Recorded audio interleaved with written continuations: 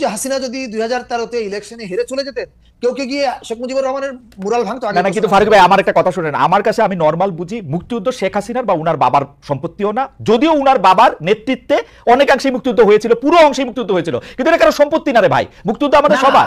আমরা তো বলছি আমি হাসিনার উপরে রাগ হইছি, আমি মুক্তিযুদ্ধের লোক আমার কি? আবার এখানে আমি পরিষ্কার করতে চাচ্ছি, যারা আক্রমণ করেছেন তারা তো আমরা না, আমিও না, আমরা তো জানি না কারা ওখানে আক্রমণ করেছেন, রাইট? কিন্তু আমি যেটা বোঝাতে চাচ্ছি, মানুষের ক্ষোভের প্রসঙ্গটা, ক্ষোভটা হাসিনা হয়ে শেখ মুজিব পর্যন্ত গিয়েছে, কারণ হাসিনা তো শেখ মুজিবকে ফ্যাসিবাদের ঢাল হিসেবে ব্যবহার করেছে, নাম্বার ওয়ান। নাম্বার টু, আমি আপনাকে কাউন্টার প্রশ্ন করছি, আপনি এটা এইভাবে ভাবেন, শেখ হাসিনা 2013-তে একটা নিরপেক্ষ নির্বাচনে পরাজিত হয়ে ক্ষমতা ত্যাগ করলে কোথাও কি শেখ মুজিবের মুরালের না ভাঙা হইতো না, কিন্তু আমি মনে করি শেখ হাসিনাকে অন্যায় করে দাবির মুখে পালায় যায়ও এরপরও এটা ভাঙা উচিত হয় নাই। আপনি দেখেন, খেয়াল করে আমি আবার বলছি, দেখেন প্লিজ, আমার এটা বলেন না যে আমি বলছি এটা উচিত হয়েছে, না আপনি যা বলছেন সেটা পরিষ্কার, আপনি বলছেন যে আপনি বলছেন আমি উচিত হয়নি, এই কথাটা সবসময় বলছি। আমি খুব নরম মনের মানুষ ভাই, আমি মধ্যপন্থী মানুষ। আমি মনে করি সবাই, যেমন যে লোক আপনি ওই আমি জানি না, আমার আম্মা ছোটবেলায় একটা গল্প, মানে এটা হাদিসে আছে কিনা আমি ঠিক নিশ্চিত না, আমি না জেনে মন্তব্য করতে পারি না, তবে আমার আম্মা নবীজির নামে একটা কথা আমাদেরকে সবসময় বলতেন। আম্মা বলতেন যে বাবা, এটা আপনারা অনেকেই সবাই শুনেছেন, যে নবীজির পথে কাটা বিছা রাখতো একজন বুড়ি। একদিন নবীজি পথ দিয়ে হেঁটে যাওয়ার সময় দেখলেন যে কাটা নাই। তখন উনি জিজ্ঞেস করলেন যে কি ব্যাপার, ওই বুড়ি কোথায়? তখন উনি জানতে পারলেন যে উনি অসুস্থ। তখন উনি ওনাকে দেখতে গেলেন। এখন এটা সহি হাদিস কি হাদিস আমি জানি না, কিন্তু আমার মা আমাকে যে ঘটনাটা বলতেন, এই ঘটনাটাকে আমার কাছে দুর্দান্ত ইন্সপায়ারিং একটা ঘটনা মনে হয়েছে। আমার কাছে মনে হচ্ছে যে মানুষ আমার ক্ষতি করতে চায়, আমি তাকেও যেন হেল্প করার মতো উদারতা দেখাতে পারি। আমি একটা উদাহরণ দেখাই। আপনি এখন যে দেশে আছেন, আমেরিকা, সে দেশে একজন বাঙালি ভদ্রলোক আছেন, ওনার নাম, আমি যদি নাম ভুল না করে থাকি, রইসুদ্দিন, হয়তো নাম ভুল করতে পারি, আপনি গুগল করলে পাবেন। উনি আমেরিকার কোন একটা রাজ্যে ওনার একটা দোকান শপ চালাতেন। ওই দোকানের মধ্যে ওনাকে হোয়াইট সুপ্রিমেসিস্ট একজন এসে গুলি করে ওনার চোখে। উনি বাঁচার কোনো কথা ছিল না। ওই সুপ্রিমেসিস্ট অ্যারেস্ট হয় এবং উনি দীর্ঘদিন লড়াই করে ফিরে আসে, বেঁচে আসে। তো ওই লোকের বিরুদ্ধে তো মামলা হচ্ছে, মানব হত্যার মামলা চলছে। এর মধ্যে এই রইসুদ্দিন সাহেব, অসাধারণ একটা মানবতার ঘটনা, এই রইসুদ্দিন সাহেব হজে যান।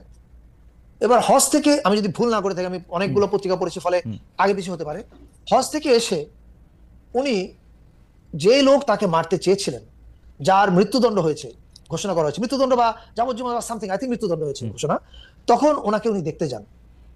দেখতে যাওয়ার পরে ওনার সঙ্গে কনভারসেশন হয়, হওয়ার পরে ওনার মন ভেঙে যায় এবং তারপর উনি একটা ক্যাম্পেইন চালু করেন। সেই ক্যাম্পেইনটা হচ্ছে ওকে যেন বাঁচানো হয়, ওকে রক্ষা করার জন্য। এখন এই যে উদারতা রইসুদ্দিন দেখিয়েছেন, রইসুদ্দিন বলছেন এটা ওনার ধর্ম শিখিয়েছে ওনাকে উদারতা। উনি হজে গিয়ে উপলব্ধি করেছেন এই উদারতাটা উনি দেখাতে চান। এখন আমি আপনাকে উদাহরণ বলছি, আপনি এটাকে কি বলবেন? এটা কি ইসলাম? আপনি মানে এখন আপনি কোন ইসলামকে গ্রহণ করবেন? এটা আপনার না, আমরা নানা সময় দেখেছি যে সংখ্যা লঘুর ধর্ম আচরণ এবং সংখ্যা গুরুর ধর্ম আচরণ আকাশ আর পাতাল তফাৎ করে। আমরা এটা আলাদা এটা নিয়ে কথা বলবো না। আমি ফেসবুকে অনেক আগে আমি একটা স্ট্যাটাস লিখেছিলাম যে পৃথিবীতে সবচেয়ে সকল সংকটের মূলে সব দেশে দেখবেন সংখ্যা গুরুদের কিছু ভূমিকা। না, এটা আপনি বলছেন, এটা আমিও খেয়াল করছি। আমি শুধু আপনাকে একটা জিনিস খেয়াল করে দিই, ধরেন আমরা যে ভারতের সাথে খুবই নতজানু কূটনীতি করতাম, ভারতের কাছে আপনি যেটাকে বলছেন অনেক কিছু ওপেন করে দেওয়া হয়েছিল, রাষ্ট্রের নাম না বলে যেটা বলছেন, আমি এটা বলছি, সেই ব্যাপারে আমার কোনো রকম কোনো সন্দেহ নাই। এখন আমার রাগ ভারতের উপর, সেই জন্য আমি আবার জনাব তারেক রহমানকে কোট করি। জনাব তারেক রহমান বলছেন যে এই মানে বিএনপির যে ভাইস চেয়ারম্যান, যে 15 বছর ধরে দেখতাম খালি ইন্ডিয়ান শিল্পী এখান দিয়ে আসে সেখান দিয়ে আসে, এরা আসছে 4 মাস না 5 মাস এসে খালি পাকিস্তানি শিল্পী আসে, কারণ কি? 4 গুণ 5 গুণ 6 গুণ টাকা দিয়া পাকিস্তানি শিল্পী নেওয়ার মানে কি? আমার ইন্ডিয়ার উপরে রাগ, তো সেই জন্য কি আমি এটা আমি পাকিস্তানি শিল্পী দিয়ে দেখাবো? এটা কি মানে কি আদারাইজেশন হইতেছে ভাই? এটা আমার একটু আপনি কি আমাকে প্রশ্ন করলে আপনাকে প্রশ্ন করতেছি। জি, আমি বাংলাদেশের শিল্পী দিয়ে দেখাতে চাই। আপনি জানেন যে আমি হচ্ছে একজন বাংলাদেশপন্থী মানুষ। তার মানে এই না যে কোনো দেশের প্রতি আমার বিদ্বেষ আছে। যেমন আমি একটু আগে যে ক্রিটিসিজমটা করলাম, আমি কিন্তু আবার গাল খেয়েছিলাম সোশ্যাল মিডিয়াতে যখন বলেছিলাম যে পূজায় ইলিশ পাঠানো উচিত। এখন দেখেন, আমি এর আগে লিখেছিলাম অনেক আগে, আমি 2বার বলে দিচ্ছি, খেয়াল করি। একবার লিখেছিলাম পাকিস্তানে যখন ভূমিকম্প হয় তখন আমি খুব শোক প্রকাশ করে আমার পাকিস্তানি বন্ধুদের উদ্দেশ্যে ফেসবুকে লিখেছিলাম, এবং ওটা লেখার পরে আমার স্ট্যাটাস শেয়ার করেছে অনেকে, শেয়ার করে বলেছে আগেই বলছিলাম এটা পাকিস্তানের রাজাকার, বুঝেন? তখন আমি উত্তর বলেছিলাম the problem is Mohammad Zafar ইকবালরা আমাদেরকে শিখিয়েছেন, আমি নাম ধরে বললাম, সরি এতক্ষণ আমি অনেক নাম উল্লেখ করছিলাম না, বাট এটা এখন আর আমি ধরে বললাম যে উনি লিখেছিলেন যে বিমান পাকিস্তানের উপর দিয়ে যায়, আমি সেই বিমানে যাই না, বিমানে উনি চড়ে না। মাই গড, কি পরিমাণ মানে মানে হেট্রেড, হেট স্পিচ, এটা হেট স্পিচ, এটা পৃথিবীর যে কোনো সভ্য দেশ হইলে তার বিরুদ্ধে আসলে। আচ্ছা, এখন আসেন, আমি তখন ওই লেখা লিখেছিলাম, পাকিস্তান আমাদের বিরুদ্ধে যুদ্ধাপরাধ করেছে, তার মানে যদি পাকিস্তানের সব মানুষকে আমি ইয়াহিয়া খান মনে করি, দ্যাটস ভেরি রং। আমার অনেক বন্ধুকে আমি চিনি যারা একজন ইয়াহিয়া খান না। ভারতের অনেক নীতির সমালোচনা যখন আমি করেছি, তখন আমি একটা স্ট্যাটাস লিখেছিলাম, ওইটা নিয়েও আমি সমালোচিত হয়েছি, কারণ ভাই আমি সাদা কালোতে দেখতে পছন্দ করি না। আমি তখন লিখেছিলাম যে ভারতের 100 কোটি মানুষই নরেন্দ্র মোদী না। আমার বহু বন্ধু আছে যারা মোদীর নীতির সমালোচনা করতে করতে কি বলে দিন রাত পার করছে, এবং মোদির victim, there are people in India who are worst victim of Modi. ফলে আমার বক্তব্যটা হবে, আমরা যেন কোনো কিছু পেইন্ট ব্রাশ না করি, একটা পেইন্ট ব্রাশ দিয়ে না করি। ভারত, দেখেন ভারত, আপনি ভারতকে দিয়েছেন কেন? আপনি হাসিনা ভারতকে সব ঢেলে দিয়েছেন, আপনি ভারত কেন? পৃথিবীর যে কোনো রাষ্ট্রকে আপনি ঢেলে দিলে সে সব গ্রহণ করবে, এটা আপনার সমস্যা, আমার সমস্যা। তো এখন আমাকে আমার রাষ্ট্র হিসেবে আমাকে নেগোশিয়েট করতে পারতে হবে। আমি যদি নেগোশিয়েট করতে না পারি, আমি তো দোষ আমার রাষ্ট্রের যে সরকার পরিচালনা ছিল তাকে দিব। ফারুক ভাই, আমাদের একটা খুব গুরুত্বপূর্ণ প্রসঙ্গে, শেষ প্রসঙ্গ হিসেবে আমরা রাখছিলাম, কিন্তু we have to extend the program for 10 minutes. Ashis, can you do that? Oh my God, yeah Faruk ভাই, জিনিসটা হলো যে নববর্ষ নিয়ে কথা কইতে হবে আর কি, এটাই আমাদের শেষ প্রসঙ্গ, যেহেতু সামনে নববর্ষ আসতেছে। আপনি নববর্ষ উদযাপনটাকে অন্তর্ভুক্তিমূলক করতে চাচ্ছেন, কথা বারবার বলছেন এবং করছেনও, এটা দিয়ে আপনার নানা ধরনের প্রশংসায় যেমন আপনার কাছে আছে, আবার কেউ কেউ এই এন্টিথিসিসটাও দিচ্ছে যে উদযাপনে আদিবাসীদেরকে যুক্ত করলে তাদের নিজস্ব যে বর্ষ বরণ আছে সেটা হারিয়ে যেতে পারে, মিশে যেতে পারে, তাদের স্বাতন্ত্র বর্ষ চর্চা ঝুঁকিতে পড়তে পারে। এইটার জবাব আপনি আসলে কিভাবে দিচ্ছেন? এটা মোটেও ঠিক না। প্রথম কথা হচ্ছে, আমাদের উৎসব 2 দিন ব্যাপী হচ্ছে, চৈত্র সংক্রান্তি এবং ঢাকায় বর্ষবরণের র্যালি, যেটা পহেলা বৈশাখ বেরোচ্ছে।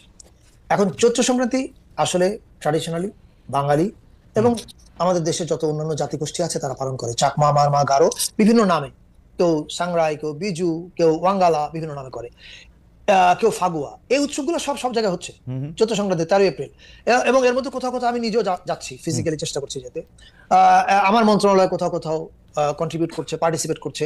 ফলে এই উৎসবগুলো জাঁকজমকপূর্ণভাবে সারা দেশেই হচ্ছে, এগুলো কোনোটাই বন্ধ হয়নি, বরং আরো বাড়ছে, এবং বাড়ার জন্য মন্ত্রণালয় এর আগে যত টাকা খরচ করতো তার দ্বিগুণ বরাদ্দ করেছে। ফলে তাদের স্বাতন্ত্র্য আমরা শ্রদ্ধার সঙ্গে রক্ষা করছি, নাম্বার 1।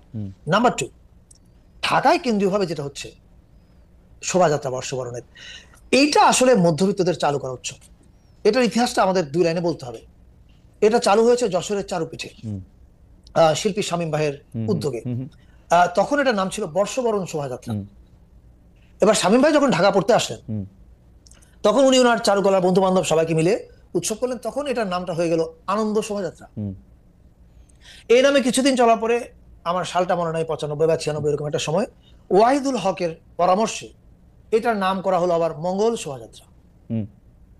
এই মঙ্গল শোভাযাত্রা জিনিসটা আসলে মূলত উপরে বলা হয়েছে বাঙালি সংস্কৃতির একটা উৎসব, আসলে এটা আওয়ামী লীগের পলিটিক্যাল অপোনেন্টকে উইপনাইজ করার কাজে ব্যবহার করা হয়েছে। মতিউর রহমান নিজামীর ব্যঙ্গচিত্র করা হয়েছে, খালেদা জিয়ার ব্যঙ্গমূর্তি করা হয়েছে, মানে যা যা আওয়ামী লীগের শত্রু তাদের সবাইকে এখানে ব্যবহার করা হয়েছে। কিন্তু আপনি জয়নাল হাজারীকে কখনো দেখেন নাই ওখানে, রাইট? দেখবেনও না। এই কাজগুলো করার মাধ্যমে এটা একটা বিশেষ গোষ্ঠীর হাতে কুক্ষিগত করা হয়েছিল। আমরা এবার যেটা করছি, বর্ষবরণের শোভাযাত্রাটা সারা বাংলাদেশের মানুষের শোভাযাত্রা পরিণত করছি। সেখানে চাকমা, মারমা, গারো, বাঙালি সব জনগোষ্ঠী অংশগ্রহণ করছে, তাদের নিজস্ব উৎসব থাকছে, এটা একটা কেন্দ্রীয় শোভাযাত্রা হচ্ছে ঢাকায়। হ্যাঁ, ফলে এইটা ইনক্লুসিভ করার মধ্য দিয়ে আমরা এই উৎসবটাকে বাংলাদেশের করে তোলার চেষ্টা করছি। That is it. এখানে কেউ কারো স্বাতন্ত্র্য হারাচ্ছে না। ওকে, বরং তারা প্রত্যেকে তার তার স্বাতন্ত্র্য নিয়ে একই কেন্দ্রীয় র্যালিতে অংশ নিচ্ছে।